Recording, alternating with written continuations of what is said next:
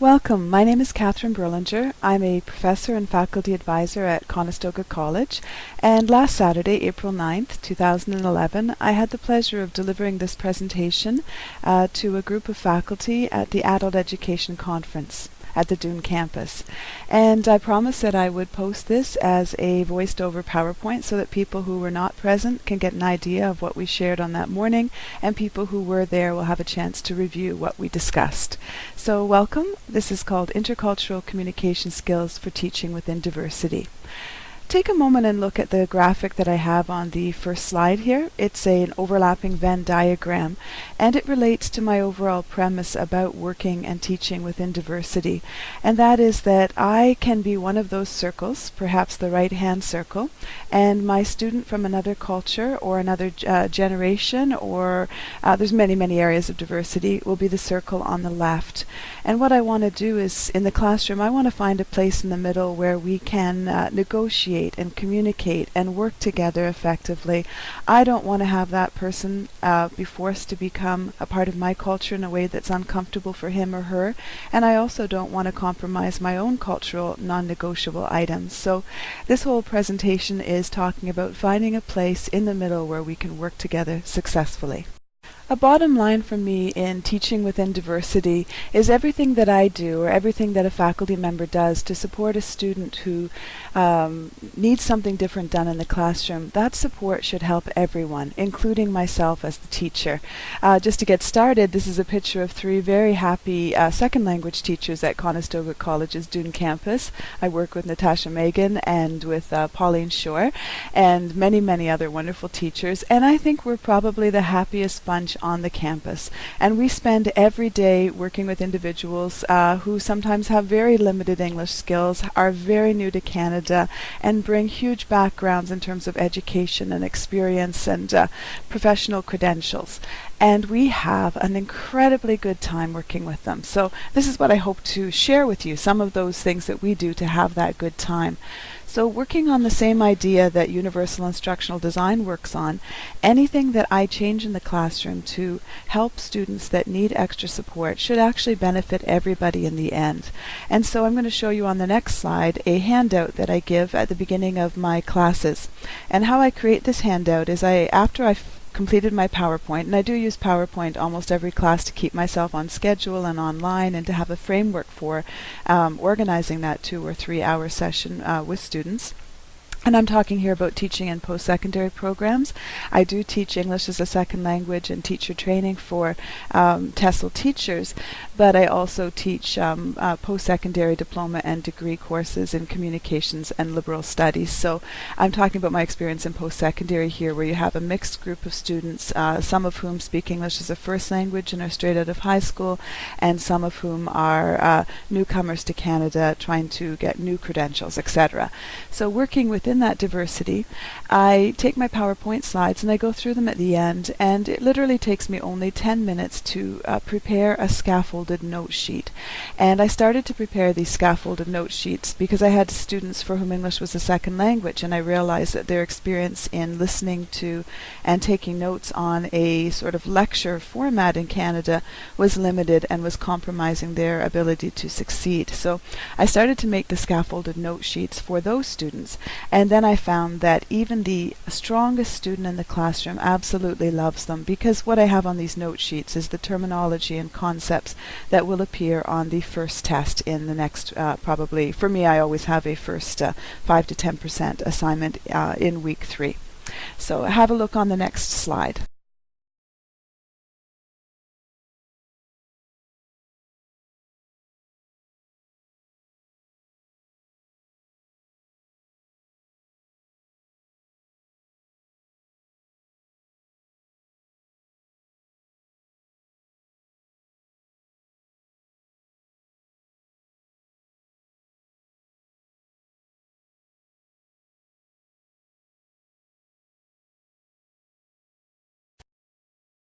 So this is going to be a discussion about teaching within diversity, and in order to understand any of my thinking or my comments on teaching within diversity, it's important for you to know that I have tried to examine my own cultural background as much as possible so that I have an understanding of the huge impact that culture has on the way that I operate within an educational environment, my expectations of what is expected behavior in that teaching situation. So I was born and raised in Ontario. My father was an Anglican priest, my mother a teacher, and I grew up with my brothers and sisters in various small towns in Ontario, and I grew up in a unilingual, unicultural English-speaking environment. And so I had very limited exposure to people from other cultures in my primary school years and in my high school years. In high school I was in Orangeville, Ontario, and we started getting a few families from other cultures coming into town, and for me that was a really exciting event. I had the opportunity to work tutoring Vietnamese refugees at that time in my high school system, and that set me off on a love of helping individuals to learn English as a second language and to being interested in culture. But I had such limited experience at that time that I can remember when I went to McMaster and I was sitting in my first lecture for world religions, and the professor was from China and began speaking. I turned to the person beside me and I said, you know, how am I supposed to understand this? How are we supposed to listen to this guy? He was not either speaking English in the way I was expecting or presenting the material in the way that I was expecting. And I was very negative. And I think that often when something is challenging or difficult for us, we dig our heels in and we get a little bit anxious and resentful. And I've had teachers come to me in my role as faculty advisor and say, it's so much harder now. It's not fair. It's really difficult to be teaching when individuals can't either understand my lecture or present the information they need to present in a way that is at an acceptable level of English language skills. And so I can really relate to that because I definitely started my adulthood without a good understanding of cultural differences, linguistic differences, the learning curve that an individual might be experiencing in coming to a new culture and a new education system. And I wasn't the most sympathetic person in the world. Life was easy for me, and I couldn't really understand how difficult it might be for other individuals. So I began what's been a 25-year journey into understanding intercultural communication, intercultural work, intercultural teaching, and that's what I want to share with you today. But for those of you who also come from a background, and when I first came to Conestoga College 10 years ago and I looked at the students in front of me, I can remember I was teaching communications into a computer programmer analyst class, and the group of 35 students in front of me, I would say that probably 31 of them were young males, relatively directly from high school. There were one or two females and one or two students who came from a second language background. When I look out at the classes in front of me in the last couple of years, I know I had 2 Septembers ago where 50% of the students had been in Canada less than 2 years and spoke English as a second language. So we're moving into a new environment, and that is going to be harder. And I should have mentioned at the beginning that teaching in a heterocultural environment is not the same as when it is one culture, and it is definitely harder. There's no doubt I'm not going to, at the end of the seminar, saying, see, this is going to be easy. It's definitely harder, but it is much more rewarding. So I hope that comes across during this presentation. So I mentioned that I've spent 25 years exploring and trying to understand culture, and I went into this experiment in a really big way. When I was at university, I fell in love and got married into a relationship that was mixing cultures, religion, language, educational background, educational experiences, everything into one. And I am divorced now, but I'm telling you, if I had had more intercultural experience, it's likely that I would have had a much more successful relationship there. And I think that's the same in the classroom. The more intercultural experience you bring into the classroom, the more successful you can be. So I had quite a bit of experience working within cultures and living within cultures. And because my daughters were living and growing in this experience, it became very important to me to understand it. If you can see the quote at the bottom of this PowerPoint, I really do believe that our Aboriginal, our Native Canadian peoples have the right idea that we are responsible for future generations. And so these are my daughters, and they've had experiences that I didn't have in my growing up. Because I was white, living in a culture where a lot of the power was still in the hands of individuals, you can even look at our politics right now, that matched my cultural background, I didn't really have to think about my place, my culture. It was just what I saw around you. So I had a lot of cultural blindness. I wasn't aware of how my own culture operated.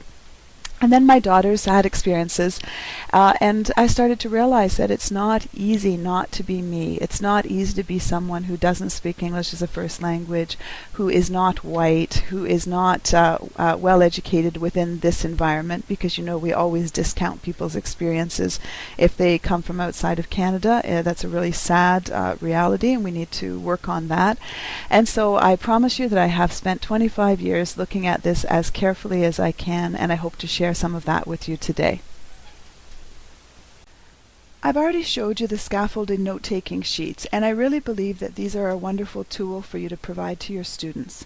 When students are coming straight out of high school, when they're coming from different language or educational backgrounds, it's a great gift to be able to give them something to help organize the vast subject matter knowledge that we are presenting in a classroom episode or that the textbook is presenting. So that's something I found very useful for all students in terms of being able to focus on the main points that I want them to get within any classroom episode.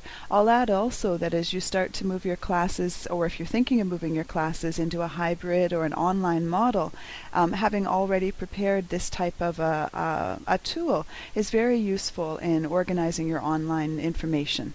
So the more you can do in your regular class to scaffold the learning, the more you'll be able to move online, where the scaffolding is even more essential since there's less person-to-person contact. So in addition to the scaffolded note-taking, I've also scaffolded the partner and group exercises or activities that occur in my classroom situations. And this is because, as many of you are well aware, partner work, and group activities or assignments often result in a lot of dissatisfied students and teachers wondering if this interactive classroom really can work. So what I've found and what I've heard from teachers over the years is that if they set the students to work as partners or in groups in the classroom and say you have 10 minutes to do A, B, or C, very often the students will take that as an opportunity to check their text messages, to run to the washroom, to chat with another partner, and not a lot gets accomplished in that amount of time. And I think one of the reasons for this is that 10 minutes seems like enough time to do what the teacher asks and to do something else. So I started experimenting 5 or 6 years ago with timing the episodes in class, and I have found, and I hope my experience will guide you as well, that starting the very first class with 3-minute episodes and then gradually building those to 5 or 8, or at the end of the course, 15, 20-minute episodes where students are working together on activities or tasks in class is the way to go. If you start with longer time at the beginning, it's harder then to get the students focused. So I start with a 3-minute timed interlude. And this timed interlude is timed by another PowerPoint show which I start up, and you can Google creating a timer in PowerPoint and set this up, and it goes 3, 2, 1, and then there is wild applause, which you can just use the recording from PowerPoint to accomplish. And then the students come back, and I often also use a 1-minute warning, especially as they get more and more used to these things. They can get really enthusiastic in trying to accomplish their task in the 3 or 4 minutes, and the 1-minute warning reminds them to start to wrap up. So what you see before you is the little busy bee that I have on my slides, and the students become accustomed. When they see that, they know that I'm going to give them instructions and they are going to work together temporarily. So it's a 3-minute buzz. When they see a slide, they have to turn to another person, and it's a new person each time. And I tell them I'm walking around with the attendance sheet, even if there's 40 or 50 people in the room.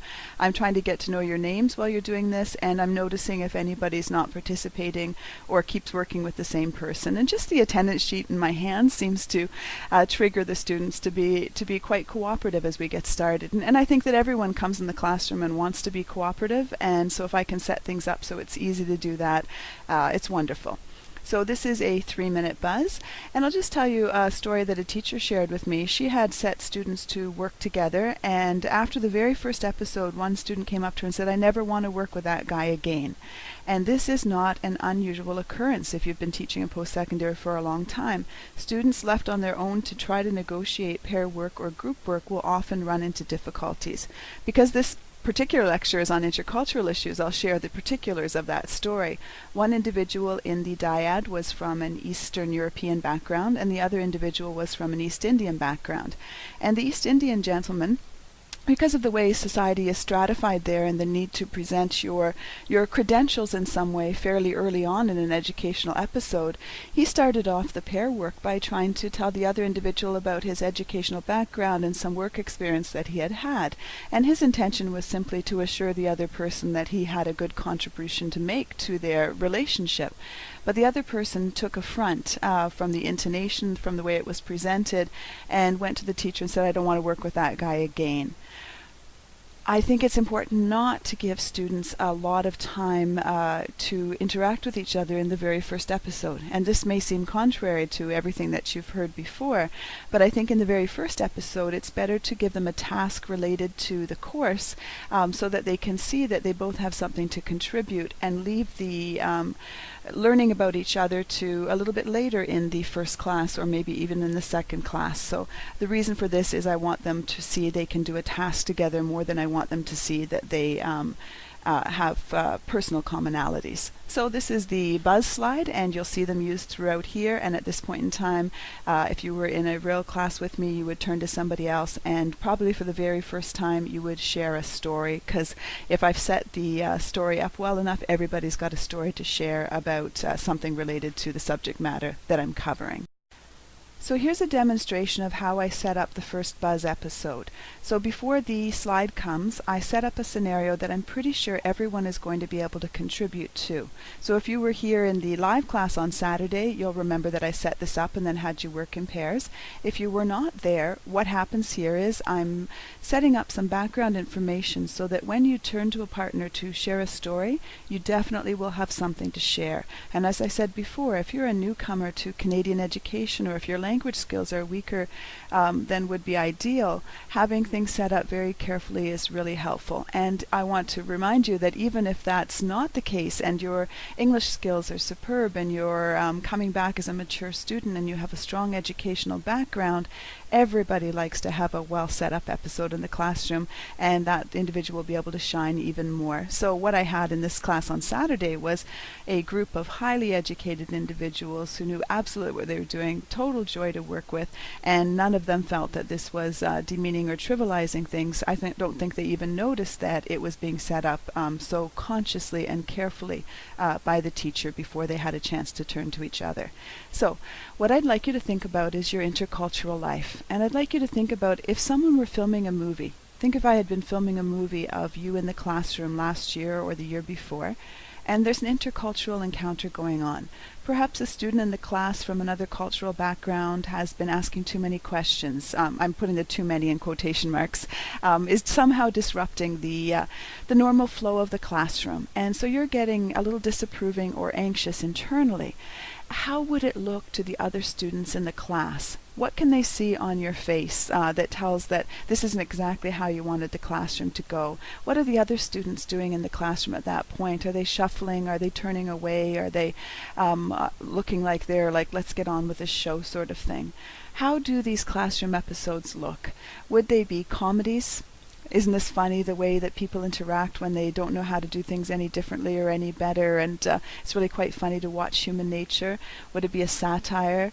Would it be a tragedy? Here you had an individual in the class, a highly trained, maybe an internationally trained doctor who's requalifying as a healthcare professional in Canada, and in the classroom he's trying to ask a lot of questions and give a lot of input so that he can show the teacher that he does deserve to be there and that in fact he's got a greater knowledge than is necessary, but what he's actually accomplishing is a disruption of the flow of education so that the teacher and the other students are annoyed. That is a tragedy, because that individual came into that classroom, wanting to learn and wanting to contribute, and then the teacher is responding somewhat negatively in the other students and not understanding the educational system here. The individual just continues to plow ahead, and there's really a tragedy. What should have happened, what could have happened, what might have happened is not happening.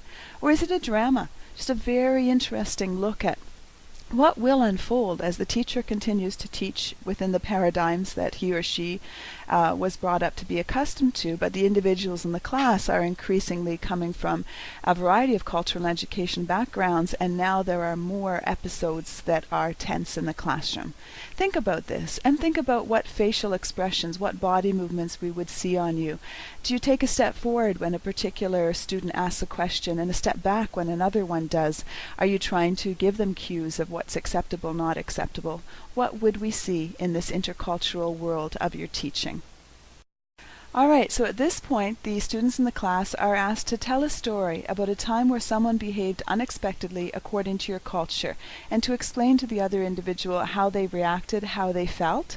I asked them deliberately to use tons of gestures, animated head nodding to punctuate the story. I walk around and ask them to be even more enthusiastic. I make sure I go to the back of the classroom at this point so I can show the students that I have ownership of the whole room and responsibility for the whole room.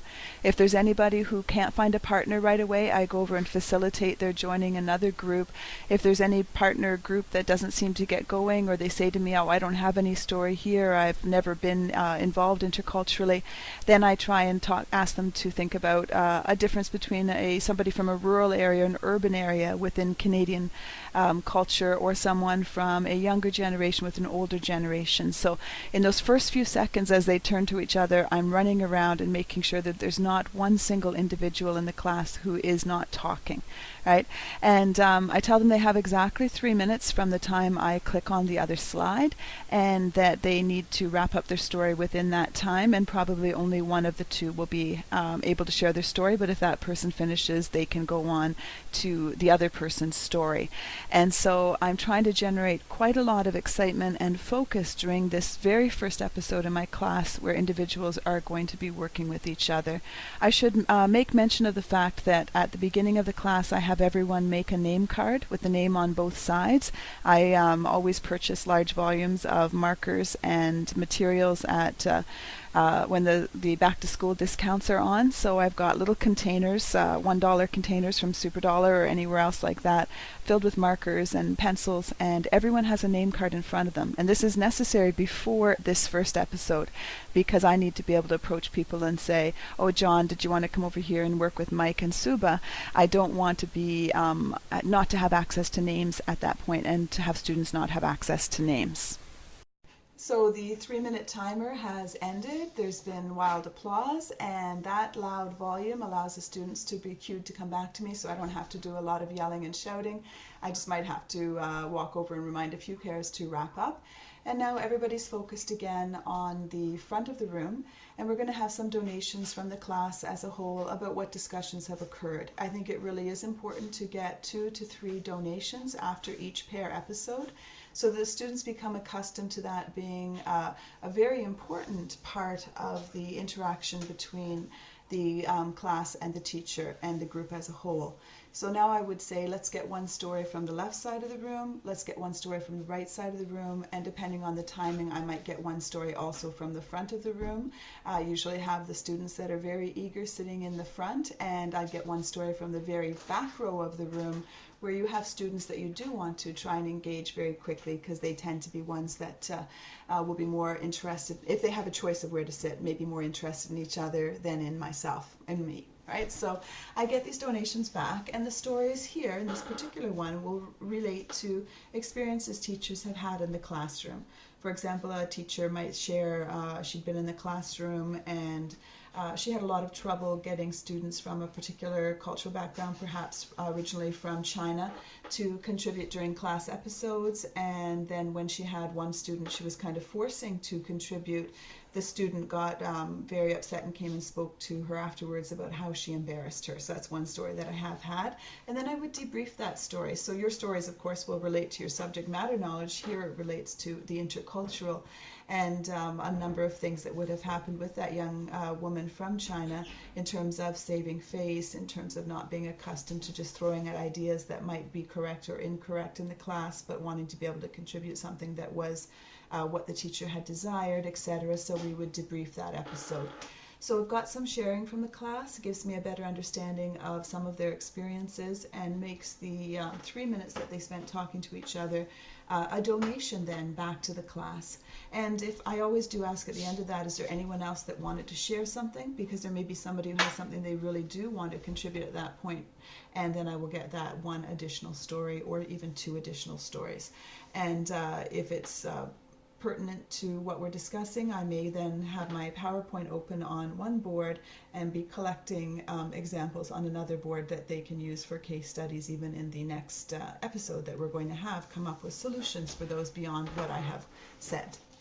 So that is then what I call the debriefing of the timed interaction episode.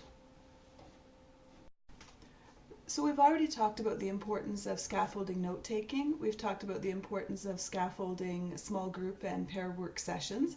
And let's look a little bit more at scaffolding the use of new terminology in a course. So this is the first time in the slides so far that I'm introducing 2 terms that would be important for an understanding of intercultural education and that might appear if this was a tested course or an assessed course on a midterm exam or in some kind of a project or presentation.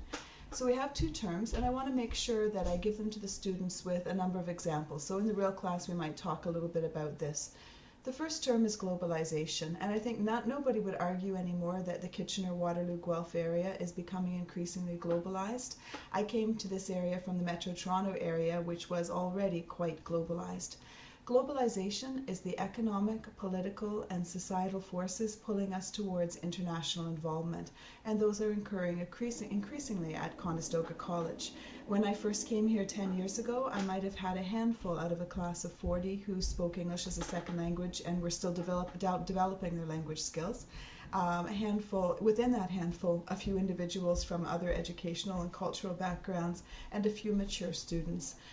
2 years ago, I surveyed a class of about 35 students in a degree program at the college, starting full-time studies, and a little over 50% of those students came from other educational backgrounds, had been educated outside of Canada, and spoke English as a second language. And within that group, many of them were also mature students who were already credentialed in another country.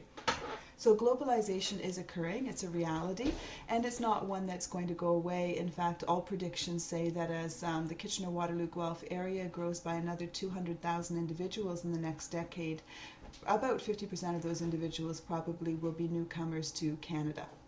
So we have globalization taking place, but regrettably, the research indicates that internationalization is not occurring at the same level. Internationalization is the upgrading of international perspectives. So how can I learn to think more positively and more fruitfully about these changes? Skills, how can I manage my classroom and my interactions with a new skill set? And resources. These resources are for intercultural training and for enhanced language support, so I know how to help individuals who speak English as a second language or who are first language speakers but have gaps in their educational background. So internationalization is not occurring at the same pace as globalization. So many of you, faculty members at the college, have said to me that you're under high stress, that this is a new teaching situation, that there are situations occurring in your classrooms that didn't occur before, and it's much harder than it was. And I would absolutely agree that teaching interculturally is more challenging, but at the same time it's much more rewarding. And so as with universal instructional design, we're going to try and plan our classroom teaching so that every change that you make to help these newcomers to our educational environment, to our language, to our culture, will help individuals already within those areas, and will also help you as a teacher to have an enhanced experience in the classroom as a whole. So I think for me the future looks rosy and good, but we need to really be conscious of the fact that you can't just throw teachers in at the deep end. You need to build their skills, and that's the purpose of this presentation. So in any classroom situation, I want to make sure that at some point before the end of the time that we're together. I don't always do it right at the start. Here we're actually probably more than a third of the way through. I pause and look at what the objectives overall are for this particular teaching segment. And the objectives here are to discuss the cultural difference that exists in terms of 5 variables.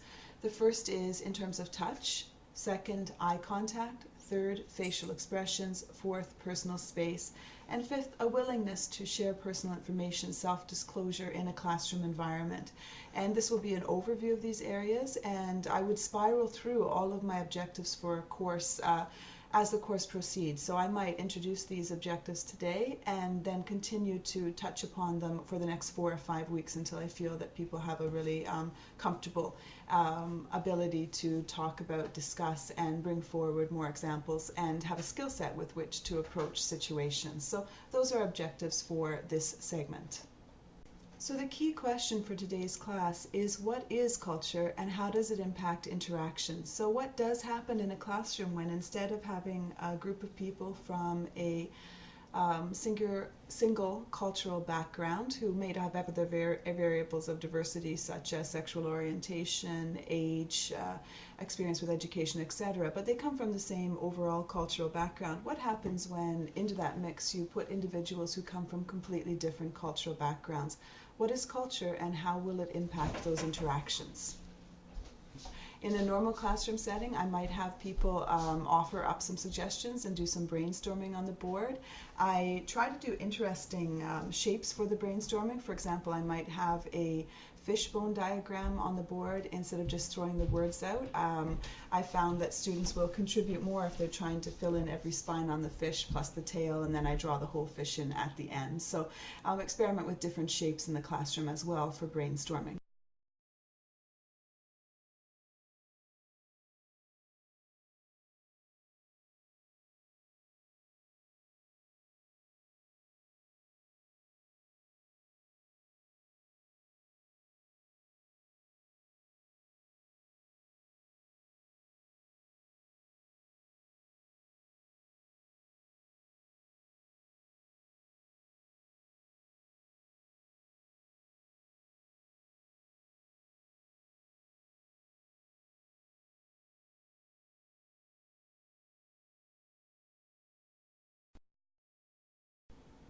Yuri Kegelovsky, who's a professor in health informatics and an internationally trained physician, and I were going to do a presentation on the impact of culture in case studies in health informatics, and we were going to Argentina. And in order to be well prepared, we started to look at the literature very closely. And we looked at probably about 100 definitions of culture in trying to understand what would be one that would be operable both within our classes, because we were both adding this dimension of intercultural communication to our work at the college, and to individuals who were teaching a very complex subject matter that crosses international borders, such as health informatics. So we looked at the definitions, and some of them were extremely long, and many of them were extremely complicated, but they all shared one common factor, and that is that culture equals shared meaning. If you share a culture with me and we talk about meeting at 5 o'clock, and I know that you'll be there before 5 o'clock, not 5 after, 10 after, and if you can't be there before 5 o'clock, you'll be desperately trying to get in touch with me so that I know we share a cultural meaning for time.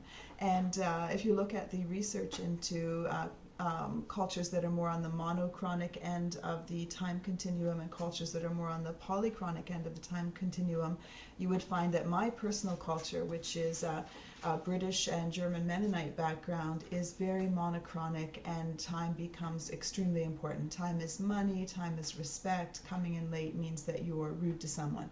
Of course, I'm only talking about my generation and older. The younger generation has become more polychronic. If you're working with students who are from more polychronic cultures in terms of time orientation, you might have a student from Latin America, from India, from many, many other cultures where 5 o'clock doesn't mean exactly 5 o'clock. It means I may be a little later if other things come up, but you'll be waiting there relatively patiently, understanding that life can get in the way of time. So there are many things we can look at in terms of, do we share meaning, from time orientation to clothing expectations to how many things one says in response to a teacher's question. So shared meaning informs many, many different areas. And in a longer course in intercultural communication, we would look at how shared meaning can inform the standards, the expectations you might have in a hospital setting or an educational setting or a workplace setting. The thinking patterns. For example, in North America, when I prepare a presentation, I follow a very Aristotelian logic where I think about what I'm going to say, how I can build support for what I'm going to say in terms of evidence and statistics and facts, and then I remind you of what it was I said. It's a very thinker responsible, writer responsible, presenter responsible language. If I came from other cultures, for example, Confucian heritage culture, and I'm thinking about what thinking pattern would serve me well in planning a presentation, I would feel that it needs to be more reader responsible or listener responsible or individual thinking responsible. And so I might not be Aristotelian in my logic. In fact, there might be some dialectical thinking there with the individual who's listening required to make a lot of leaps and bounds, and in fact wanting to make a lot of leaps and bounds so they come up with their own personal truth at the end. So think about the shared meaning in terms of standards, language, thinking patterns, behavioral norms.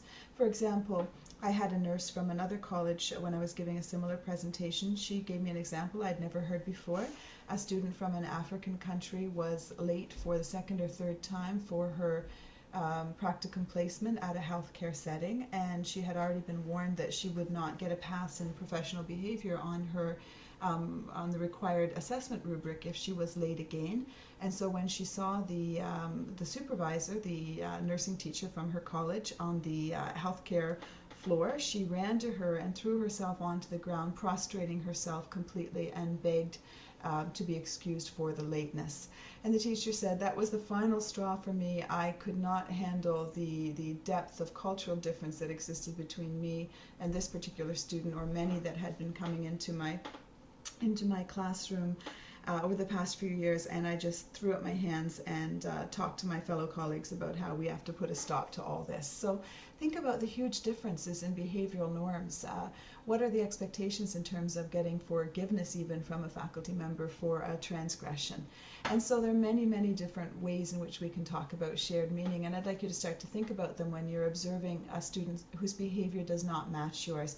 And I always keep in my own mind, and I ask other teachers to keep in their own mind, that nobody comes into an educational institution wanting to alienate people or wanting not to pass or wanting to do a bad job. So these individuals who are displaying behaviors that are not meeting with your expectations are not doing it in order to make your life more difficult. They are working within a different cultural norm. So be very aware that culture guides both the verbal and nonverbal behaviors that individuals will present in various situations. And this is for me something always to keep in mind, that one culture's communication competence, my culture's communication competence, can be another culture's incompetence. So these behaviors that you see, that you're surprised by, are an effort to be competent within a system in which that is not regarded as competence. So it's an important set of concepts to keep in mind. What is culture? How does it impact on what we're doing? And that one culture's competence can be another's absolute incompetence. And all of the stories that we share with each other about intercultural communication gone wrong usually come back to this particular. So I've been talking about cultures and sharing meaning and understanding how challenging it can be, etc.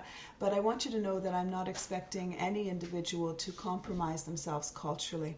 We know from studies of historical interactions between cultures that it is not possible to ask someone to give up their culture.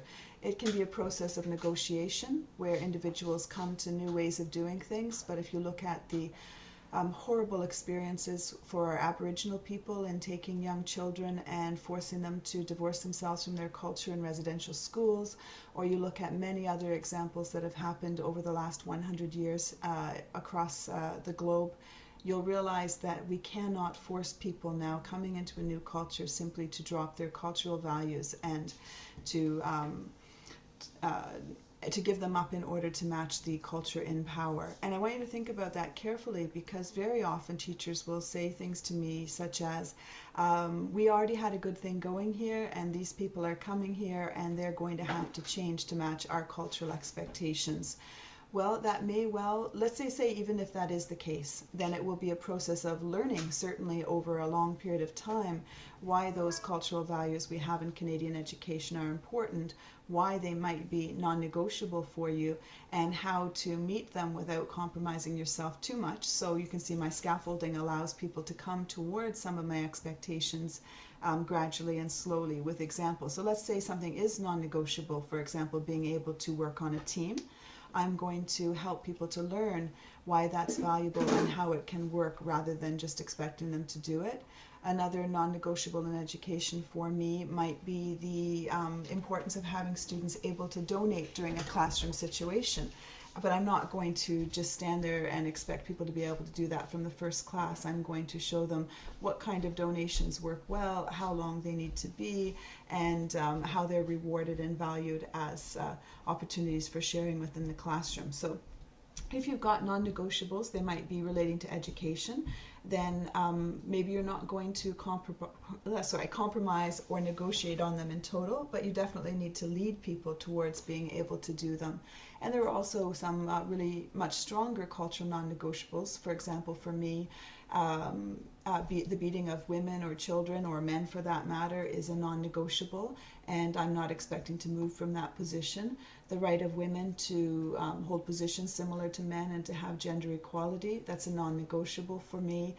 Female genital mutilation, that's a non-negotiable. So I think it's important as you approach intercultural communication and intercultural work that you'd ask yourself, what are my non-negotiables on a broader cultural basis? What is it that you'd be willing to make sacrifices for and not compromise? And what can you defend and stay firm on?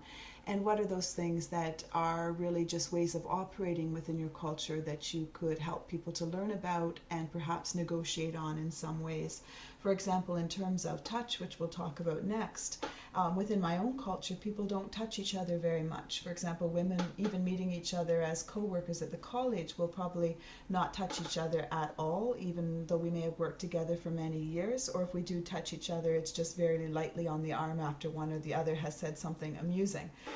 Maybe hugs at the end of a while. I do actually hug the people I work with right now periodically, and we've come to that relationship, but that's not an easy one to come to within my culture.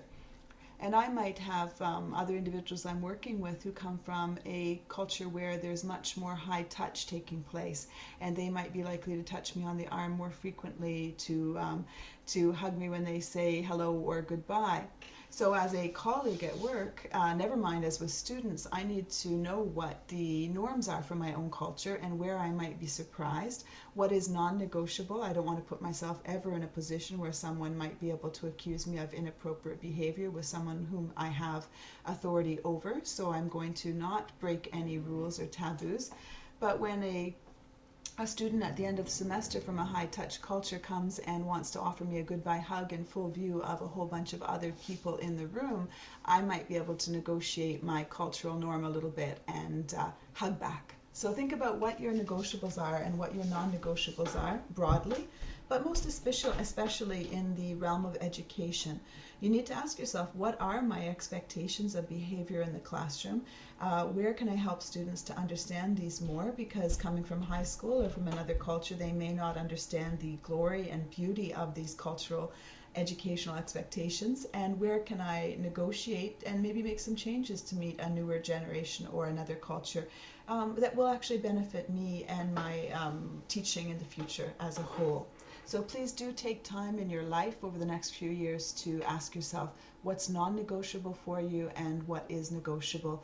And if it's non-negotiable, how will you be able to help other people who are not familiar with that concept or practice to come to appreciate it and to follow it if that is necessary.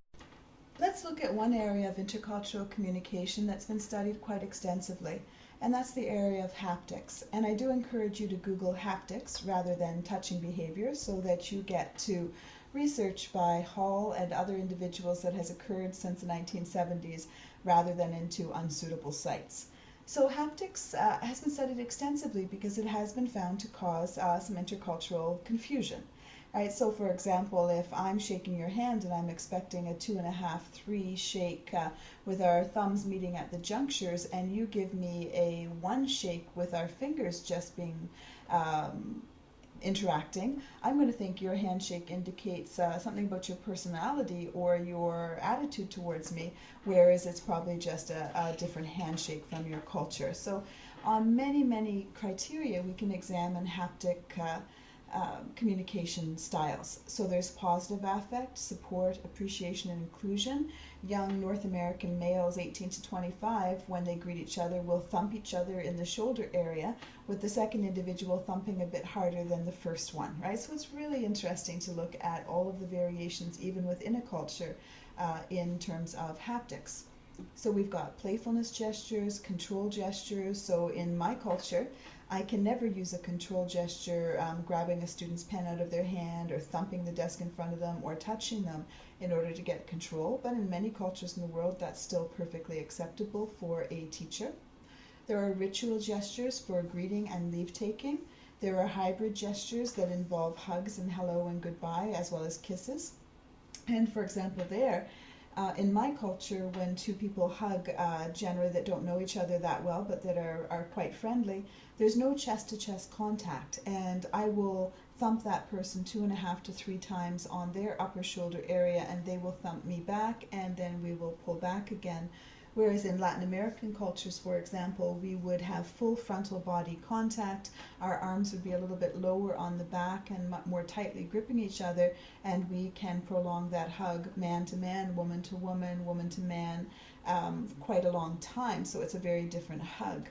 There are task-related touches. For example, in my culture, if I'm sitting as a student in a classroom and another student has a pen or a calculator that I want to use, my haptic rules say I can't reach out and use their calculator without a verbal or eye contact gesture showing that I'm going to do that, whereas in many other cultures a student can just reach out and use another student's equipment. So you can imagine a student from India reaching over to use someone else's eraser without asking, and a student born and raised in Kitchener will think, whoa, something is off here about this person, they're a little bit encroaching. And it's simply one culture's competence is not another culture's competence. There are also accidental touches, in which case in my culture, if I accidentally bump into you or knock your arm, I will say sorry, and if someone from another culture or generation doesn't do that, I am offended. So let me tell you a story about haptics that brings home, or brought home to me for sure, how much of an impact this can have on intercultural communication. I was teaching a group of professors at a university in Ontario, and my task was to teach pronunciation for university professors. So these are all lecturers teaching in the classroom who want to improve their oral communication skills. And I added a nonverbal element in there because I think that it helps to bring things to life, and it matches the verbal element. So I had told a few stories about touching behavior, and as part of one of my stories I mentioned that as a professor I very seldom shake hands with other professors, except when I'm introduced that first time in an introduction. This professor said, "Are you serious?" And I said, "Yes." He said, "Oh my goodness, I have made a terrible mistake. I had a situation when I started at this university last year that led me to avoid meeting another professor." And here's the story that he told. In his country, he's from an African nation, whenever two men greeted each other on the university campus, they would shake hands. So first thing in the morning, "Hey, how are you?" Mid-time, "How was your class?" Shaking hands, saying, "Hey, how are you?" Stopping completely. Lunchtime, "Have a good lunch," shaking hands, "Have a good lunch." And even later in the day, they would still shake hands and have a full stop to talk to each other. So when he came to Canada and was introduced to the other professors, there was that initial first handshake, and that was fine. And then other professors would shake hands with them when they met him later in the day quite willingly. But one day, about 3 weeks into his term, he got on the elevator with another professor, and when he went to shake hands with that professor, who he had already met twice that day, the professor said, "Hey, we already shook hands," and according to our professor from Africa, withdrew his body, withdrew his hand, and insulted him. I'm pretty sure that from the viewpoint of the Canadian born and raised professor, he had just had enough handshaking and was probably being a little bit humorous in his refusal. Our professor from Africa went home and talked to his wife and a number of colleagues also from his own country. they all concluded that he must somehow have offended the Canadian professor, and that or that Canadian professor was racist or rude in some way. And the professor from Africa began to avoid that gentleman when he was walking down the hall or over the campus. Then he comes into my haptic discussion in the classroom, and he realizes that most likely he had violated some haptic expectation of the professor, and quite likely that professor had not disliked him in any way, and probably he had ruined what could be a perfectly collegial relationship. And then we brainstormed ways that he might be able to repair that. So think about haptics, think about what surprised you, and then in the classroom again we might share some more examples or stories to make sure that this is clear. And on an exam there might be a short essay response responding to a case study about haptics and what it might mean interculturally. This is a picture of some students that I taught in one of the programs at Conestoga, and they allowed me to take a few photographs to use. And you can see that the students who are from different backgrounds, for example, the two young women in the front are actually sitting about 4 inches apart from each other, whereas many of the other students have a greater difference in terms of space. So we have the haptic behavior playing itself out in a classroom environment. And I'll often have students look at this picture and look around at the classroom that they're sitting in right there and notice things such as, where do people put their papers and books? Do they sit so that they are avoiding accidental elbow bumping, or is accidental elbow bumping okay? Do they tend to leave a chair if there are extra chairs available between themselves and other students, or do they leave empty chairs and still sit close to each other? So start to notice where students sit in the class and what it might mean to their cultural expectations, their generational expectations, or their own personal desire to interact or not interact. Another area that's really interesting in terms of intercultural nonverbal communication is the field of proxemics, and this was actually the first one that I became familiar with. Proxemics is a study of where people put themselves in the available space, what distances are between them, etc. It's also the study of how people arrange their desks, etc. Interculturally, in some cultures you can touch things on other people's desks and some not. In some cultures you can, if you're at a job interview or going to meet with somebody, place your bag or your binder on the person's desk, and in my own culture that would definitely be seen as encroaching. You put your papers on your knee or down beside you. So proxemics is the study of the space available and what we do with it. So if we look at specifically the distance between individuals when they're talking, we can see that this is based often on traditional forms of greeting. And there's a very interesting book with lots of specific details called Kiss, Bow, or Shake that has information about rituals interculturally. I quite liked it. So what we have then is, if I come from a culture where the traditional form of greeting is a handshake, which I do personally, I will stop about a forearm plus a forearm distance from the other individual so that we could step forward slightly and shake hands if we needed to. And then we just slightly adjust ourselves to be comfortable from that handshake distance. If I came from a kissing culture, a hugging and kissing culture, I would stop much closer to another individual. And I'm sure you've all heard the classic stories where one person is kind of chasing each other around the room based on proxemic distances. I think the apocryphal story is where an American attaché was sent to Venezuela to work for the American government, and was at a rooftop garden party on the day of his arrival. And people from that culture kept standing closer than he expected, and he was even being kissed by other people that he wasn't expecting, and he kept backing up, and he actually backed up over a low barricade on the rooftop garden and fell a story below, breaking his collarbone. And he claimed that the American government had not suitably prepared him for intercultural communication, I think quite successfully. So it can lead to falls off of rooftop gardens as well as to stepping backwards. So cultures that had a bow or a namaste as a traditional greeting stand a little bit farther apart when they start talking to somebody, because in those cultures, of course, you would want to be able to bow comfortably with a distance between you, and also to see if the other individual, if they are of a lesser status than you, would bow a little bit lower than you're bowing. So for these reasons, we have different proxemic distances between individuals. So I'm sure you could probably all share a story right now where you've been slightly uncomfortable when the proxemics varied from your expectations.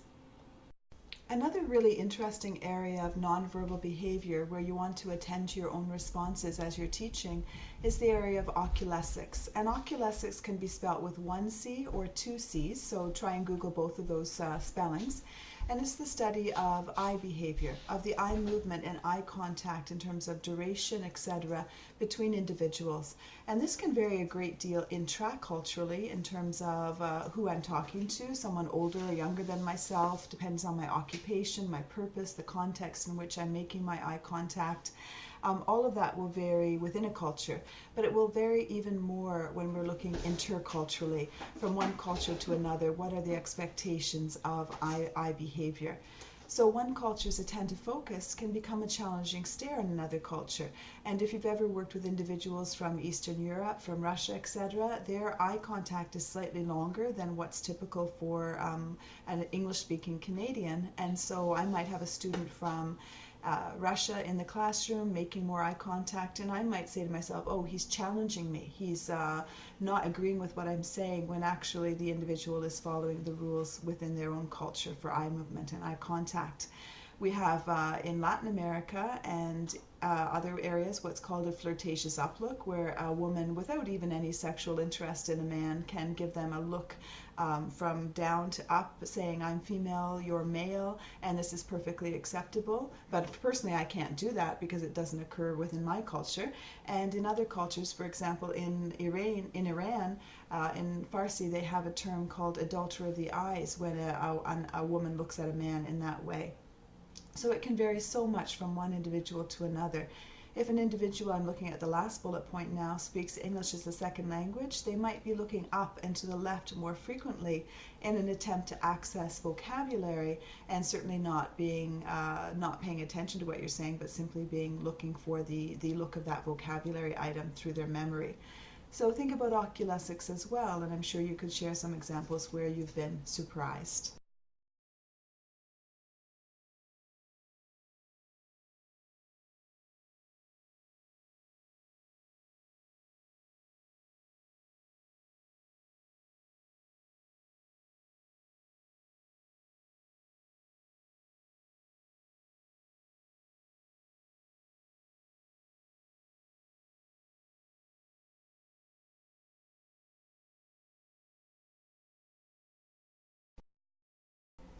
Teachers teaching interculturally have also shared stories with me where they've been surprised by either the lack of smiles or the presence of smiles. So this is a different style of interacting in the classroom between students from one culture and another culture. Or they might share that, I asked that student if they understood, and they were just nodding and smiling, but they clearly didn't understand.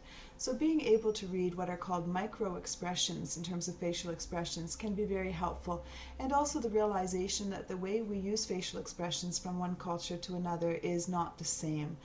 So microexpressions are minute, readable, fleeting facial expressions, and they're not easy to read across cultures. The initial research into facial expressions in the 60s and 70s indicated that there were some universal facial expressions, but more fine research in the last decade or two has shown that even those universal expressions, such as the smile or the frown or the grimace, are not presented in the same contexts interculturally, and so can be absolutely misinterpreted. So I have a picture here of my daughter with John Mayer, and if you look closely at their smiles, you can probably see that they are not making a Dutchian smile. They are making what's called a Pan-American smile. And you need to be aware of these in the classroom generally to know when a student is really with you or not with you.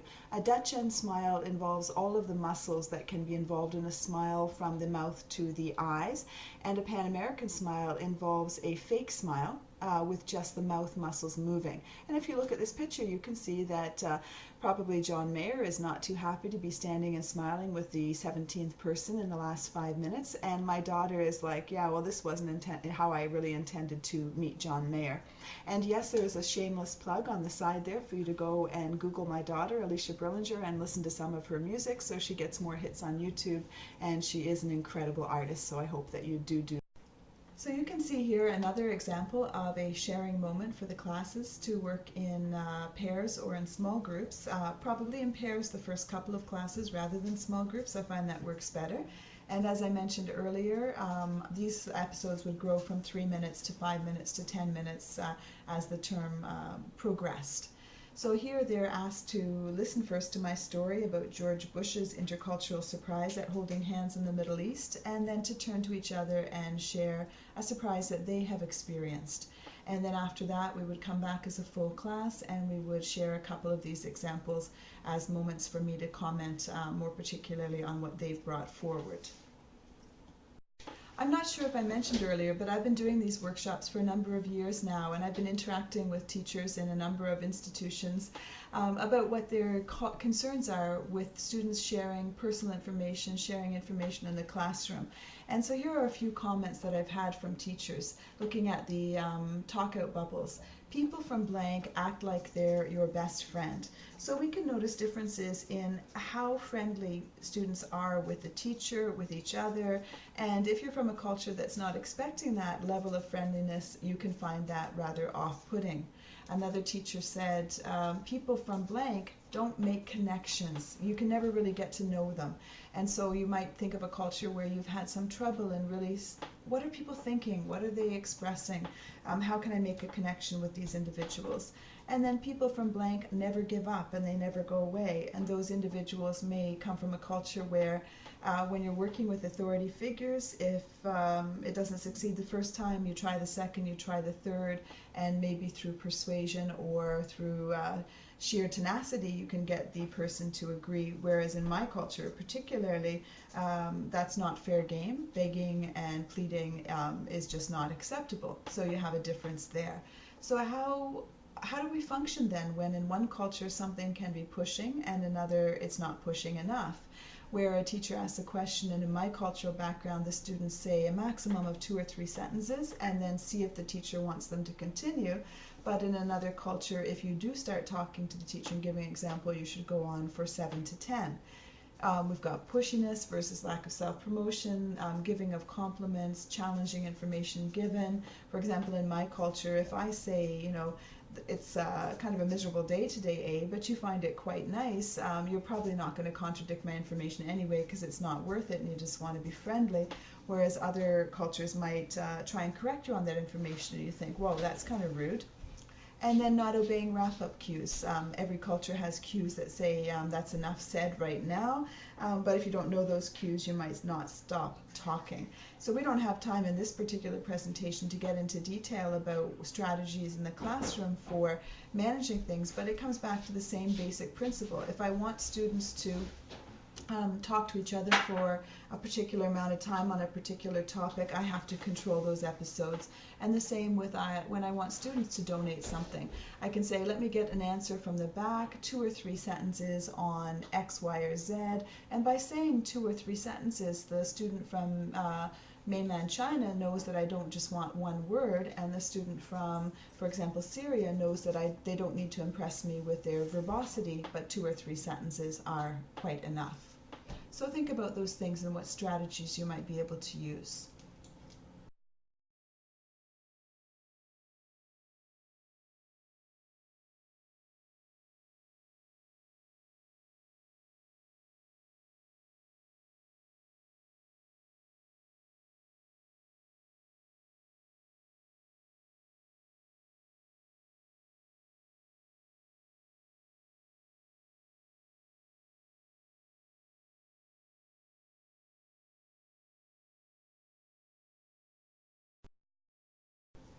So research has been done both intraculturally and interculturally in terms of self-disclosure, and there are 5 areas that have been looked at.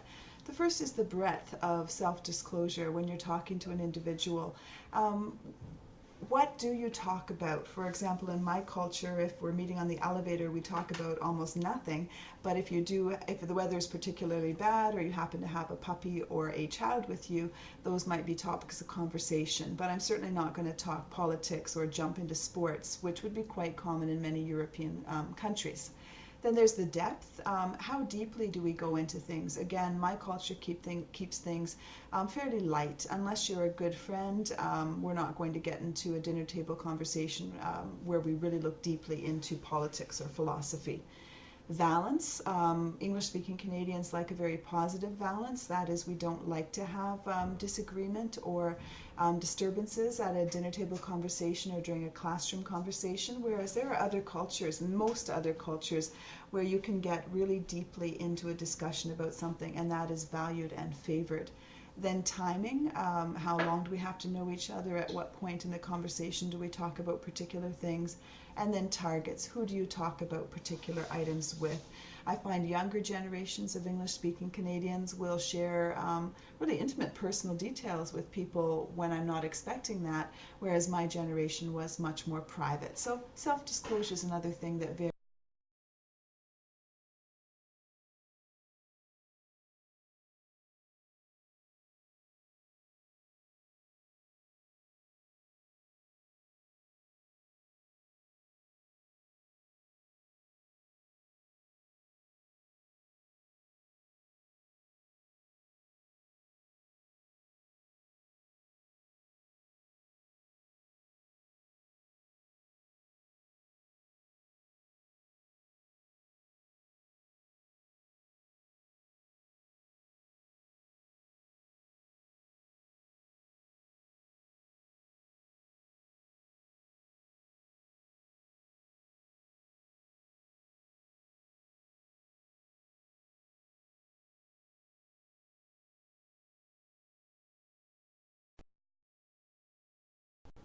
So here we're back to the premise that I have for this presentation altogether. When you look at those examples, sharing information about practices within cultures and between cultures, for me it's all about cultivating the space in between, finding places where we can share meaning, negotiate meaning, work together happily and successfully. So I hope that some of the information in this presentation will wake up your mind in terms of what is possible in the classroom and what you might have been responding to unsuccessfully and can now. Intercultural communication is not easy. It is going to be more challenging in the classroom as we move forward, but it's going to be more rewarding. And I think if we can work together and figure out best practices, we'll be well set to enjoy this challenge. So the next couple of slides are some best practices that I've found. And in a classroom situation with enough time, we would spend time sharing what you're already doing in the class that you found successful. You might want to pause the presentation right now and ask yourself, what can we do to support our diverse classrooms and abilities? What are some changes that you can make in your classroom to be even more successful next time?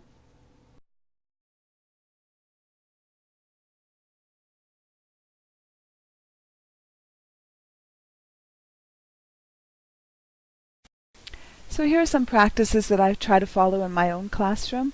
Number one, I've been working over the years in making my week-by-week explanation of how the course will unroll more and more clear. So I find students from high school, students from other cultures, they're not really clear on what the expectations will be in post-secondary. So the more details I can put there, including having a webcast that goes through and explains a little bit about each week, that's really helpful for students. Number two, I try to control the classroom interactions and group work episodes as we've discussed today. Number three, I also list the key terms or concepts for each class on the side of the board so that I can go and gesture towards them as I'm talking. And I tell the students that through listening and participating in class, through readings and research, they're responsible for those items. So as well as having them on the handout, I do jot them down on the sideboard so that by gesturing towards them, they'll stay more in the minds of the students. You've probably noticed in your teaching as well that some students in the class are well able to ask questions for clarification and that other students are not. So this helps students both within my own culture and intraculturally. I give students the type of questions that I think are helpful for students to ask. Maybe the first class I hand out 10 cards with questions, and I asked students to ask those questions sometime before the end of the class. I might have a small prize when they do ask their question, candy or something like that, or their name in a draw that I'll draw later. I also will show that I really value those by responding very carefully to the question with my answer, showing validation to the student, and then I will have the students maybe the next class or midway through another class write the type of questions that they might be asking me. So I'm trying to scaffold also that interaction in the classroom. Something else you can do is to have sheltered course-related discussions. These can be on Angel with a live chat with the students where they can talk to you about some challenges they might be having with the class, or having students meet you maybe just for the first few weeks for an extra hour sometime during the week, or at the end of the class if no one else is coming into the room, to invite students to stay for a little bit of a review. And many students will rush away as quickly as possible, but there might be those one or two students who that's a real blessing for in the first few weeks of class. I also try and offer seminars or webcasts on the expectations for the academic work, so as well as giving a printout of the expectations for an assignment, I will post a little webcast using YouTube that helps the students to better understand those expectations, and they find that hearing my voice and being able to listen to it multiple times helps them to make sure they have met those expectations before handing in work. And most importantly, I need to know everybody's name. I mentioned that I would have name cards for every student. The name would be on the front and the back so everyone in the room can see it. And if I'm not sure about the pronunciation, I don't just let it go. I'll talk with that student and ask them if they can go over the pronunciation, maybe give me another word that sounds the same, so that I'm not afraid to call them out by name. And I make sure my name is very visible to the students, both on my name card, on the board the first few classes, and by encouraging them to use it when they ask me a question, because I want them also to be comfortable in approaching me.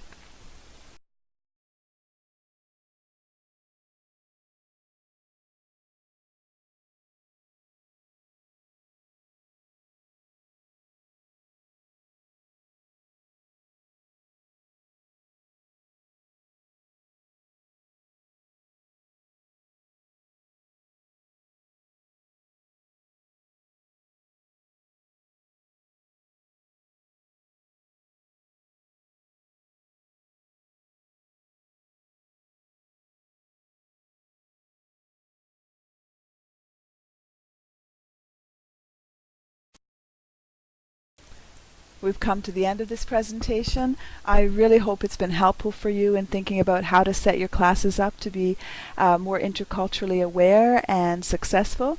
And I wish you a happy, interesting, and rewarding journey teaching and living within diversity.